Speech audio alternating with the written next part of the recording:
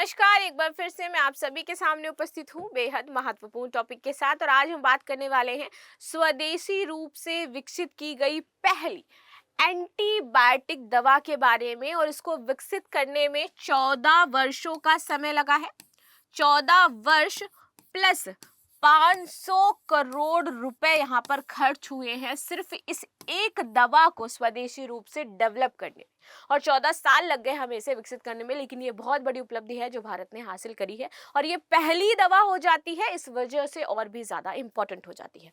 तो इसी पर आज हम बात करने वाले हैं। इस दवा का नाम क्या है, किस रोग में सहयोग करने वाली है, साथ ही साथ ये आपका जो एंटीबायोटिक प्रतिरोध होता है ये क्या होता है, और किस स्थिति में आपकी जो बॉडी है वो इस तरीके के एंटीबायोटिक्स को एक्सेप्ट नहीं करती है। और एंटीबायोटिक से कई बार लोगों की मौत भी हो जाती है। अगर आपको याद हो तो कुछ दिन पहले मैंने एंटीबायोटिक दवाओं को लेकर के, जो एंटीबायोटिक रेजिस्टेंस होता है उसको लेकर के एक वीडियो बनाया था, जिसमें मैंने ये बताया था कि एक सर्वे ये कहता है कि 2050 तक एंटीबायोटिक से लगभग आप देखोगे तो 50 लाख से ऊपर लोगों की डेथ हो जाएगी इंडिया में। ठीक है, क्योंकि हम लोग हर कुछ भी होता है, हमें थोड़ा सा जुकाम होता है वी टेक एंटीबायोटिक्स, थोड़ा सा भी सर दर्द हुआ वी टेक एंटीबायोटिक्स। बहुत सारी एंटीबायोटिक्स को बैन करके रखा गया है, फिर भी वी यूज इट। तो इसी को यहाँ पर कहा जा रहा था कि इस तरीके से हर एक चीज में जब हम ऐसे एंटीबायोटिक्स यूज करने लगते हैं ना, देन हमारी बॉडी वो क्या करती है, उनको एक्सेप्ट करना बंद कर देती है और अपने जो अंदर जो बैक्टीरियाज होते हैं वो अपने आप को म्यूटेट कर लेते हैं, यानी कि उस एंटीबायोटिक से उनको कोई भी दिक्कत नहीं होती है। ठीक, और वो धीरे धीरे हमारी बॉडी को हार्म करते रहते हैं और एट द एंड कई बार यहाँ पर एंटीबायोटिक की वजह से डेथ हो जाती है। ठीक है, बाकी आपकी इस पर क्या राय है मुझे जरूर बताइएगा कि जो हमारे यहाँ पर कल्चर है एक दवा खाने का कि सर दर्द हो रहा तुरंत दवा खा लो, सो ये कितना सही है और कितना गलत है। आ जाते हैं अपनी न्यूज पर। बैक्टीरिया रोधी क्षमता की काट को भारत ने खोजा इलाज, देश में बनी पहली स्वदेशी एंटीबायोटिक दवा। अब इसके बारे में बात करेंगे और दवा का नाम भी जानेंगे। देखिए, ये भारत में बैक्टीरियल संक्रमण के खिलाफ एक क्रांतिकारी इलाज है। नेफिथ्रोमाइसिन इस दवा का नाम रखा गया है, जरूर याद रखना क्या नाम है। नेफिथ्रोमाइसिन की खोज करी है, 14 वर्ष का समय लगा है, 500 करोड़ सरकार ने इसमें खर्च किए हैं। और ये पहली स्वदेशी एंटीबायोटिक एजिथ्रोमाइसिन से 10 गुना अधिक प्रभावी है और निमोनिया के इलाज में ये केवल 3 दिन में उसको ठीक कर देगी। तो स्पेसिफिकली ये किसके लिए बनाई गई है, जिनको निमोनिया होता है तो उनमें ये ज्यादा असरदार है। ठीक है, आगे बात करें, इसमें अमेरिका, यूरोप और भारत के नैदानिक परीक्षण किए गए थे। तो यहाँ पर अमेरिका में पहले टेस्टिंग हुई, देन यूरोप में एंड देन इंडिया में। ये दवा प्रतिरोध बैक्टीरिया के खिलाफ भी कारगर है। तो जो एंटी बैक्टीरियल रेजिस्टेंस आपकी बॉडी में उत्पन्न हो जाते हैं तो उस पर भी आपकी ये प्रभावी रहेगी। नेफिथ्रोमाइसिन का विकास वॉकहार्ट लिमिटेड और जैव प्रौद्योगिकी उद्योग अनुसंधान परिषद के सहयोग से किया गया है। तो 2 इंस्टीट्यूट है, नाम याद रखना, एक फॉरेन है एक और इंडियन है, दोनों ने मिलकर के किया है। आगे बात करते हैं यहाँ पर, यह अब तक का इस्तेमाल की जाने वाली एजिथ्रोमाइसिन की तुलना में 8 से 10 गुना ज्यादा असरदार होने वाली। तो अभी तक क्या है, एजिथ्रोमाइसिन यूज करते थे, जब भी एंटीबायोटिक का नाम आता था तो साथ में वो एजिथ्रोमाइसिन हमें देता था। जुकाम में जनरली आप देखो तो साथ में एजिथ्रोमाइसिन दे दी जाती थी। लेकिन जो आपकी जो नेफिथ्रोमाइसिन है ये ज्यादा असरदार रहने वाली है। कई एंटीबायोटिक का प्रयोग कर चुके बैक्टीरिया संक्रमण के मरीजों के लिए नेफिथ्रोमाइसिन प्रतिरोध जो रोगजनक है इनके खिलाफ भी प्रभावी है।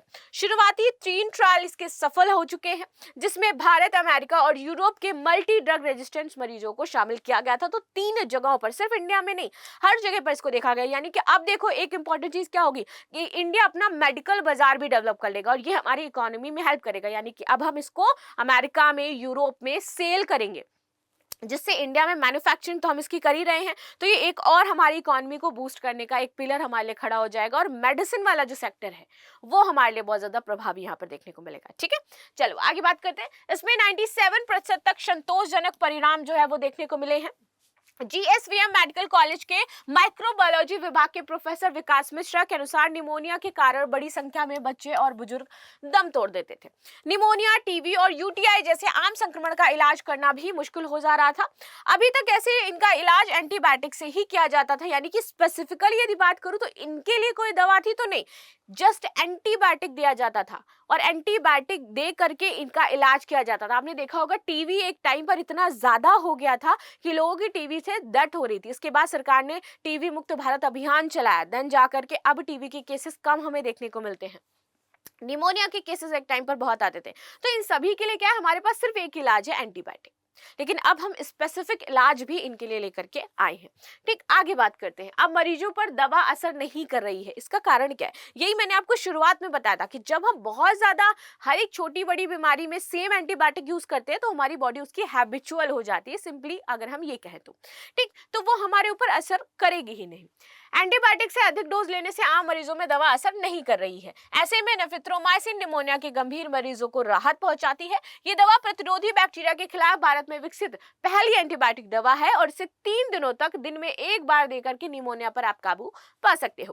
केंद्रीय औषधि मानक नियंत्रण संगठन की विषय विशेषज्ञ समिति ने दवा के निर्माण व विपणन की मंजूरी दे दी है कि अब आप इसको लार्ज स्केल पर मैन्युफैक्चर करिए और इसको बेचिए तथा अब्रॉड में आप इसको क्या कर सकते हो, निर्यात भी कर सकते हो। बाजार में आने से पहले इसे भारत के औषधि महानियंत्रक की औपचारिक मंजूरी की आवश्यकता है।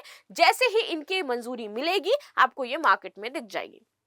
आगे आते हैं, 14 वर्ष में बनी पहली स्वदेशी एंटीबायोटिक दवा, and this is the important कि वैज्ञानिकों ने इसमें 14 साल अपने खर्च किए हैं, तब जाकर के ये दवा जो है हमें देखने को मिल रही है और पहली स्वदेशी रूप से विकसित ये दवा हो जाती है।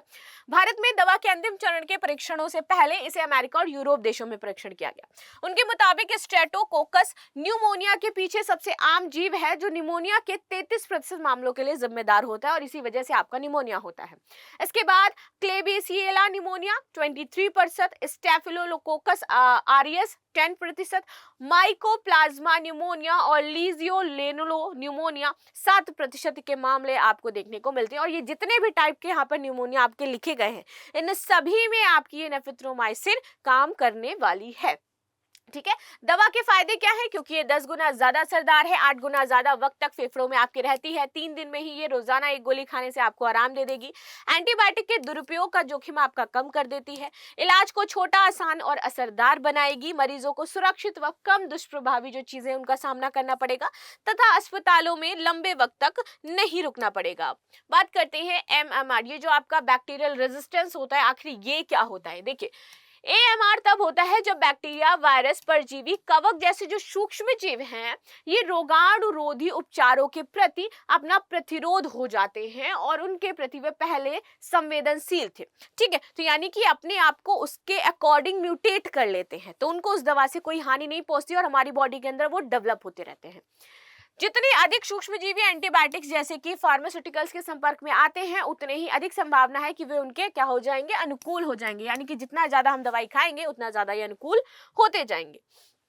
AMR के कुछ मुख्य चालक क्या है? तो प्राथमिक कारणों में से एक है मानव चिकित्सा और कृषि, दोनों में एंटीबायोटिक दवाओं का अत्यधिक उपयोग जो प्रेजेंट में हो रहा है, एंड इट्स अ रिसर्च, ये कोई मैं नहीं कह रही हूँ, पर्सनली आप जाकर के देखना, एंटीबायोटिक का यूज सबसे ज्यादा हम लोग कर रहे हैं और सबसे ज्यादा नुकसान भी इंडिया में है और उससे काफी लोगों की यहाँ पर जो डेथ है वो देखने को मिलेगी 2050 तक सिर्फ एंटीबायोटिक की वजह से।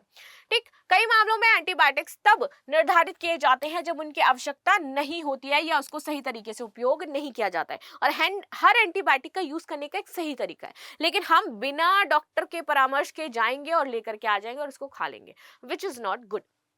आगे बात करते हैं, इसमें प्रतिरोधी बैक्टीरिया के जीवित रहने और बढ़ने की संभावना और भी ज्यादा बढ़ जाती है कि हम जिसके लिए दवाई खा रहे हैं वो बैक्टीरिया मरेगा नहीं, क्योंकि उसने तो अपने अकॉर्डिंग, उस दवा के अकॉर्डिंग अपने आप को डेवलप कर लिया है, यानी कि अब क्या होगा, वो बढ़ता रहेगा आपकी बॉडी में। कृषि के रोगाणुरोधी दवाओं का उपयोग और अति प्रयोग जिसमें पशुधन में वृद्धि को बढ़ाने और बीमारी को रोकना भी शामिल होता है, और यहाँ पर जो आपकी कृषि में रोगाणुरोधी दवाओं का यूज किया जाता है और उसके बाद जो सब्जी वगैरह उत्पन्न होती है और हम खाते हैं वो भी हमारी बॉडी में इस तरीके का प्रतिरोध उत्पन्न करते हैं।